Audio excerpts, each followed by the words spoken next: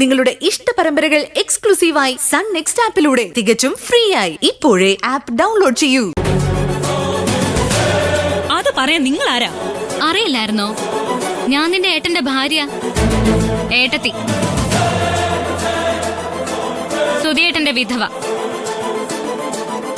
വിധവ എന്ന വാക്കിന് ഒരു ഗതി ഇല്ലാത്തവൾ എന്നർത്ഥമല്ല.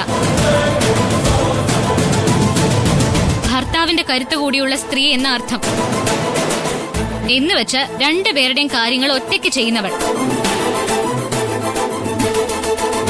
പിന്നെ ഞാനൊരു തീരുമാനം എടുത്താൽ അത് എന്റെ മാത്രം തീരുമാനമല്ല, സുധിയേട്ടന്റെ ആത്മാവ് എന്നിൽ കൽപ്പിച്ചു തന്നിരിക്കുന്ന തീരുമാനം കൂടി അത്. അതുകൊണ്ട് ഇനിയിപ്പോ ആരുപദേശിച്ചെന്ന തീരുമാനമാണെങ്കിലും ഇത്തരം തന്ത്രങ്ങളൊന്നും ഇവിടെ നടക്കില്ല. ശരത്ത് നിന്നെ കല്യാണം കഴിക്കുന്നതാണ് നിന്റെ ആഗ്രഹമെങ്കിൽ അതങ്ങ് നടന്നോട്ടെ.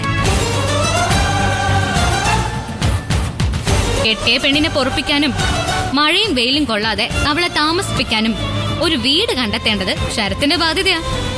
ശരത്തിന്റെ മാത്രം ബാധ്യത.